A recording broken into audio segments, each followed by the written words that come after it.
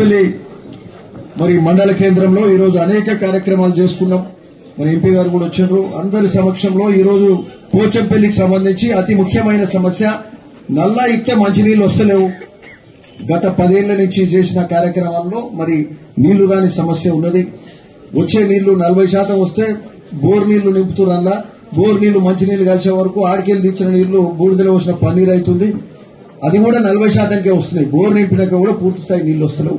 So దానికి సంబంధించి నీటి వనరులను పెంచుకోవడానికి, తాగునీరు పెంచుకోవడానికి ఈ రోజు 5 లక్షల లీటర్లతోటి మనం ఈడ రిజర్వాయర్ ఇప్పుడే దానికి ఫౌండేషన్ స్టోన్ వేసుకుని వచ్చినాం ఎంపీ గారు నేను. సో ఇది ఒక గొప్ప విషయం అని కూడా ఈ సందర్భంగా చెప్తున్నాం. దానికి 10 కోట్ల రూపాయలు శాంక్షన్ కూడా చేసుకుని ఆ కార్యక్రమాలు ఇనాగ్రేషన్ చేసుకున్నాం. అంటే water tank, ground level reservoir, అట్లే పోచంపల్లిలో మొత్తం పైప్ లైన్ సిస్టమ్ కూడా ప్రతి ఇంటికి నల్లా వచ్చే కార్యక్రమంగా మరి పైప్ లైన్ కూడా సంబంధించిన కార్యక్రమాలు చేసుకున్నాం. సో అది మంచి కార్యక్రమం. అట్లే ఒక సరస్వతి విగ్రహం కూడా మరి ఇది ఇక్కడ గవర్నమెంట్ హై స్కూల్లో ఆవరణలో ఇనాగ్రేట్ చేసుకోవడం కూడా జరిగింది. మరి అట్లనే మార్కండేయ స్వామి దర్శనం చేసుకుని ఈ రోజు ఇట్లాంటి కార్యక్రమాలన్నీ కూడా చేసుకున్నాం. మంచి కార్యక్రమాలు జరుగుతూ ఉన్నాయి. సో అవన్నీ చేసుకుని మరి మీ అందరికీ కూడా ఈరోజు కళ్యాణ లక్ష్మి చెక్కులు ఒక శుభ కార్యక్రమాన్ని చేసుకుని మీరందరూ ఈ ప్రభుత్వం నుంచి ఏదైతే కళ్యాణ లక్ష్మి చెక్కులు ఆశిస్తున్నారో అవి ఇవ్వడానికి కూడా ఈ రోజు వచ్చినాం. సో ఇది కూడా ఒక శుభ కార్యక్రమం, మంచి కార్యక్రమంలో పాల్పంచుకుంటున్నాం. సంతోషం. మరి ఆ కళ్యాణ లక్ష్మి చెక్కులు కూడా ఇద్దాం. 26 చెక్కులు ఉన్నాయి. మరి అట్లనే 100, 110 సీఎం రిలీఫ్ ఫండ్ 74 ఉన్నాయా? 84 సీఎం రిలీఫ్ ఫండ్ చెక్స్ ఉన్నాయి. సో అవన్నీ కూడా ఈ మధ్య కాలంలో మీకు ఒకటి చెప్పాలి, సీఎం రిలీఫ్ ఫండ్ కూడా ఎవరన్నా ఆసుపత్రుల పాలైతే, జబ్బుల బారిన పడి ఆసుపత్రుల పాలైతే అంతకుముందు ఒక 50,000 లక్షల రూపాయలు వస్తే ఇప్పుడు వచ్చిన కొత్త ప్రభుత్వంలో 1,00,000, 2 లక్షలు, 3 లక్షల రూపాయలు సీఎం రిలీఫ్ ఫండ్ వస్తుంది. ఇది కాంగ్రెస్ ప్రభుత్వం చేసే కార్యక్రమం. ఇవన్నీ మీకు అంటే మన వరకు వస్తే కానీ తెలియదు కదా, మీ అందరికి బహుశా తెలియకుండొచ్చు. జబ్బులా పడి సీఎం రిలీఫ్ ఫండ్ తీసుకున్న వాళ్ళని అడగండి. ఎల్ఓసి కూడా తక్షణం ఇస్తున్నాం. అక్కడ ఎయిమ్స్ లా అక్కడ నిమ్స్ లో అడ్మిట్ చేపిస్తున్నాం. ఇమీడియట్ గా అక్కడ మనిషిని పెట్టినాం.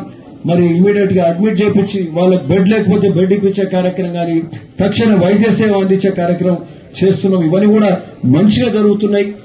కొత్తగా వచ్చిన ప్రభుత్వంలో విద్య గాని విద్య కోసం కూడా గౌరవ ముఖ్యమంత్రి రేవంత్ రెడ్డి గారు స్కూళ్లకు సంబంధించి గత 6-7 నెలల నుంచి 7.5 కోట్లు మన నియోజకవర్గంలో పాఠశాల అభివృద్ది కోసం పెట్టిండు.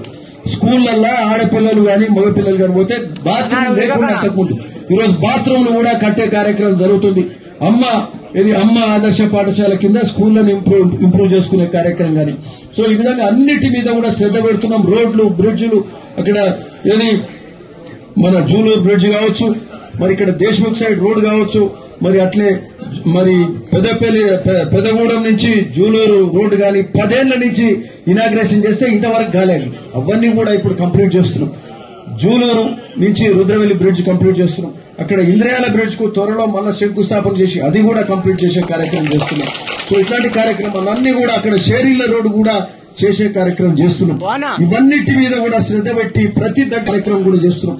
మనకు సంబంధించిన సాగునీరు కాలువలు, పిలాయిపల్లి కాలువకు అత్యధిక నిధులు తీసుకొచ్చే కార్యక్రమం చేస్తున్నాం. అక్కడ బునియాది గాని కాలువ, ధర్మారెడ్డి కాలువలకు కూడా నిధులు తీసుకొస్తున్నాం.